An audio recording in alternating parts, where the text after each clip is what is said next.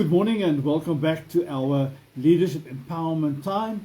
And I'm very excited this morning just to share with you and to be with you. Thank you for taking the time to watch this video. And I believe this video will help you as it has helped me in my leadership life and development. I want to look at this morning at the basic principles of leadership. Leadership, as John Maxwell would have said, leadership is relationship. Nothing more, nothing less. You're always hearing, open up this statement with all his teachings. So for every great leader, we must learn to lead ourselves first before we can lead anybody else. And I want to touch on a few leadership principles this morning that must serve as a roadmap for my own personal and your own personal development and your organizational development. These principles apply to all forms of leadership.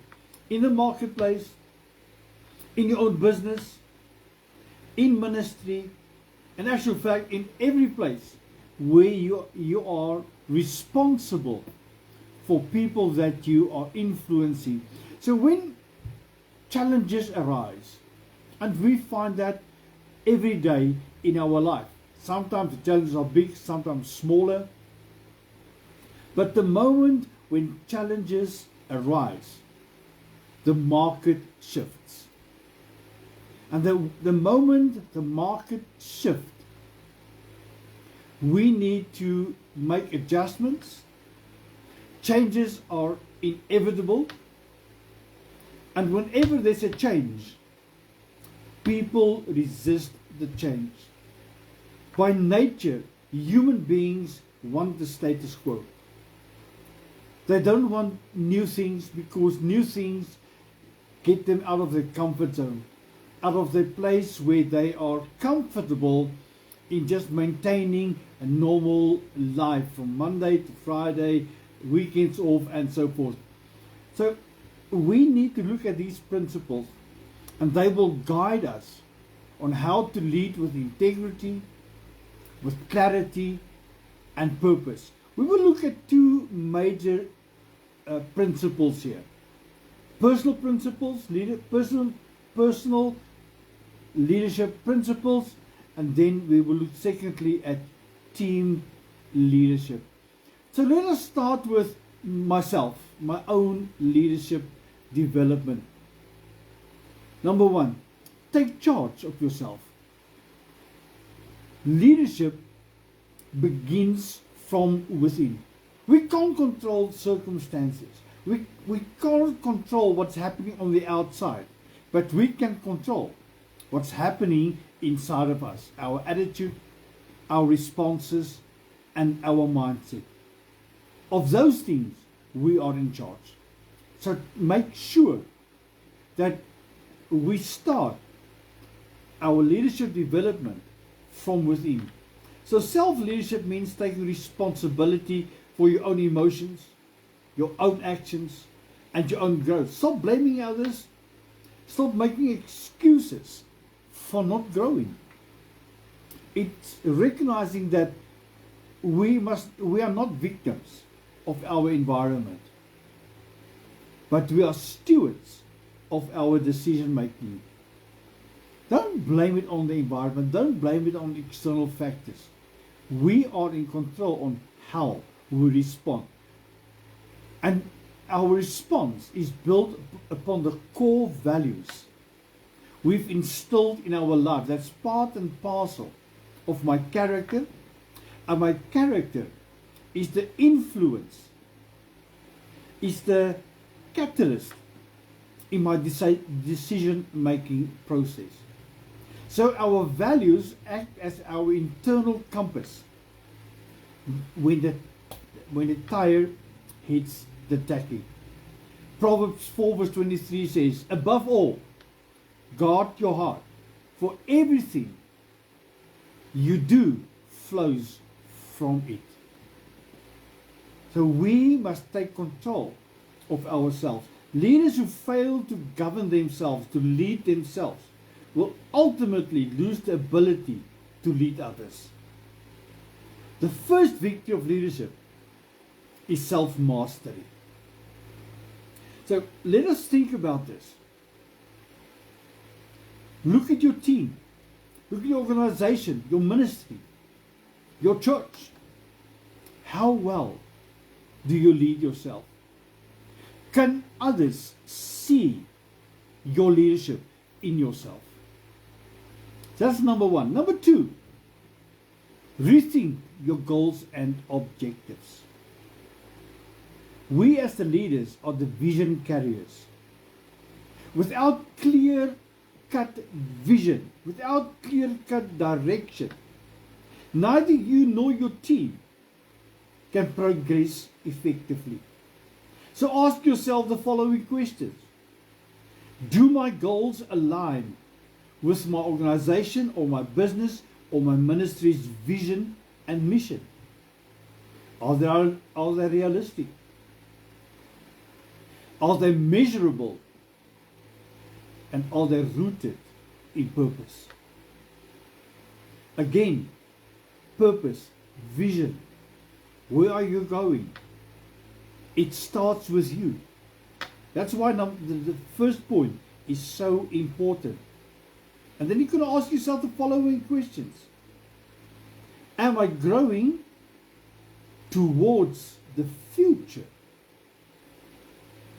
Or is my past busy pushing me? Great leaders continually recalibrate their goals.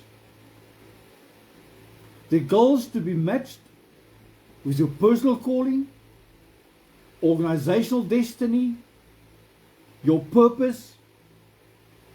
So what does it mean? We need to think strategically and intentionally.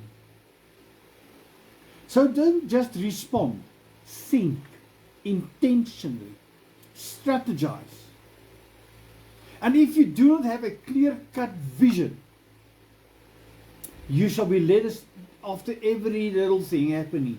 Habakkuk 2 verse 2 says, write the vision and make it plain, that you may run who reads it. Everybody in your organization must know the vision. You need to share the vision constantly.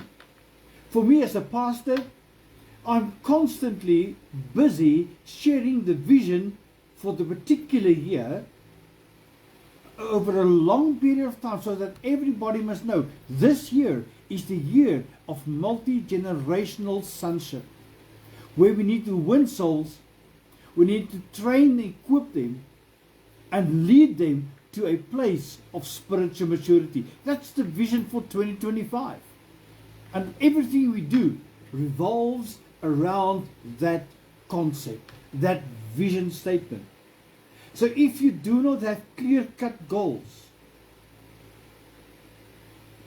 then you will not be able to inspire those whom you are leading. Number 3, align your priorities with vision. Your vision without alignment will breed frustration. Because people see something, but the goals, the priorities are not in alignment with the vision. We must understand not only will it affect my life, it will affect the organization, it will affect the teams. So we need to synchronize our energy, our time, and our resources to work towards the vision. One clear vision. Because if there's more than one vision, there comes division, and that will affect your team and your productivity and your effectiveness as a leader. So when a company or a ministry shifts strategy, successful leaders don't resist change.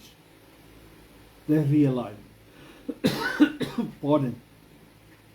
Things happen, market change, environment change, situations change. But when these things come and it's affecting you, don't fight the change. I remember with COVID-19, we all fought this change until you came to the position there's nothing you can do. So realign, readjust. The vision stays the same. The methodology of applying the vision will change because of the market that has shifted. So we need to discern how our goals will affect myself personally, the people that I'm leading, the organization, or my ministry, and how the boundaries have changed. So we must ask ourselves, do my daily actions really reflect my vision? I've set myself a goal every year to write at least one book a year. And over the past 7 to 8 years, I've written 14 books. Does that make me special? No, I've just aligned my actions towards the vision. I've got many other assignments in a year, but I'm giving you this one as an example. Am I working on the right things? In other words, do I keep myself busy with the right things, the accurate things, the things that will take me into destiny? And do my personal values still find expression within the changed environment? So our alignment creates momentum. When every leader's priorities or the support or the staff, we must support the same vision. The team must move forward in unity and in strength. And they can only do that if you portray the strength, if you portray the courage. I'll come back a little bit later to some other aspects of personal development when I'm discussing your team development. So Amos 3 verse 3 says, can two work together unless they are in agreement? Why do I use the Bible so many times today? Because the Bible, I believe, is the most powerful manual for leadership development, for team building. So let us now, this is the first three things on personal development. Let us quickly move over to the team development. Number one, communicate clearly and lead with empathy. And this is a difficult thing, especially the empathy part. To come to the place of understanding, of compassion. People are resisting change. They are rattled when things are changing, when it is liquid. We need to understand this and give them courage. Give them peace. Understand where they are. They're not resisting for the fact of resisting. They are resisting because they're not sure. And as we go through this, we must explain why the change is necessary. People don't necessarily fight the change. They are wondering why. Why must I change? And if I can show them the necessity for change, they shall follow me, because they have seen me, see me in action. So they're not fighting the change per se. They are fighting their own demons inside of them. That's resisting the change because of the fear of the unknown.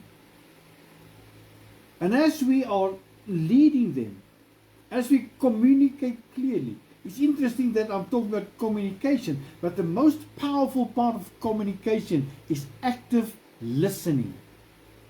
By active listening, I am saying we must sit, listen, and we must not listen to respond. We must listen to understand. And once we understand their point of departure, we are able to give them the answers and to give them direction from where they are, not from where I am. And once I understand from where they are, that makes sense, and they will embrace it. They will not fight it. And this is one of the big reasons God gave us 2 ears and 1 mouth. We must listen more than we speak. James 1:19 says, "Let every man be swift to hear, slow to speak, and slow to anger." So leaders who listen before they speak gain insight, and that builds strong relationships. Communication is not just the transmitting of information, it's about building connections. Once we are connected in the heart, our ears open, understanding is birthed. Number 2, build and leverage team strengths. None of us are leading alone. Because if you are leading alone, you're not the leader. Because the term leader refers to I am taking somebody with me on a journey. So we must understand, we need teams, we need people. Your best leaders are excellent collaborators, and they are able to complete others and not to compete, and don't see others as a threat, but they see people as their most valuable resource.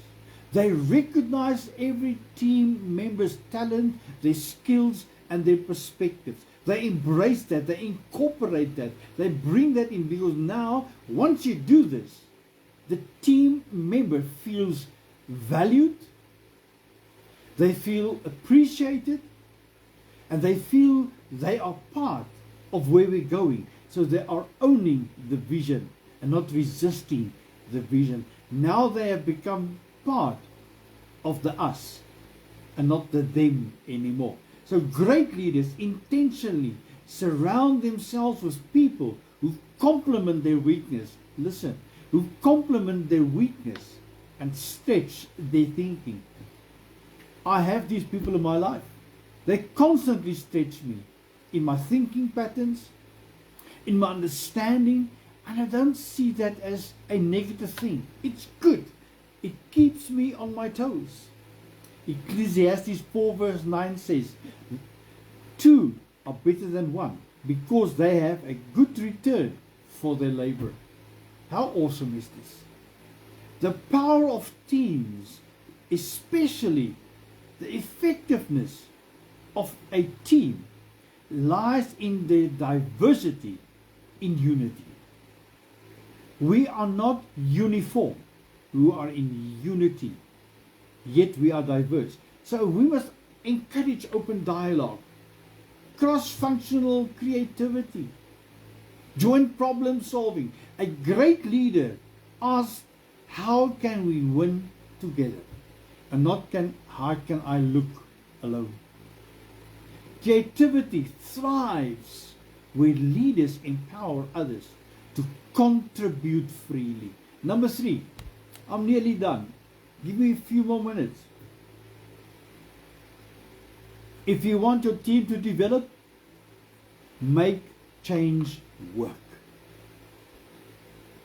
Ask for help. Empower people. Change is the only constant factor in life. Nothing in life remains there forever. Not even a good time. So embrace it. We will experience change. And if you overcome this change, tomorrow there's another element of change. Swimming downstream means cooperating with the current progress. We are not supposed to go with the current progress. We must be constantly viewing the future, going upstream. Only dead fish and dead logs go downstream.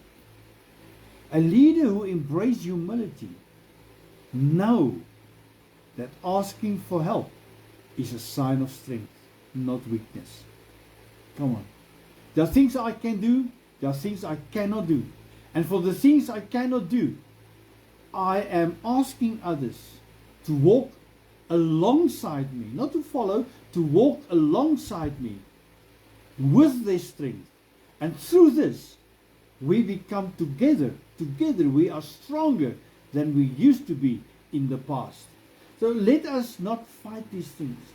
Proverbs 15:22 says, plans fail for lack of counsel, but with many advisors they succeed.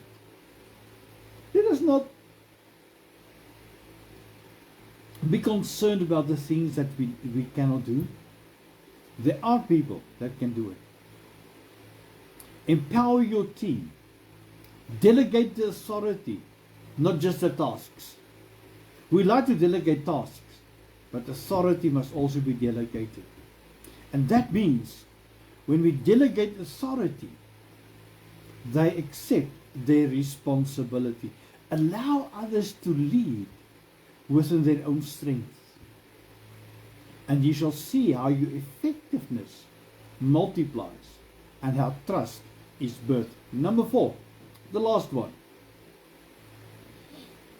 Commit to lifelong learning and servant leadership. A leader is an eternal student. They never stop learning. Because once a growing organism is stopped growing, they are busy dying. Leadership is not a position, it's not a title. It's a process of continuous learning and serving. Matthew 20 verse 26 says, whoever wants to become great among you must be your servant. Jesus, ultimate example of a leader, didn't come back to rule, or didn't come to earth to rule, he came to serve. So as a leader, remain curious, be observant, invite feedback, learn from your mistakes, and very important, find a mentor that will challenge you and constantly challenge you. So think beyond yourself. Focus on how you can help your customer, your colleagues, your team, your community, how they can succeed. Become a person greater than yourself. A learning leader is a living leader.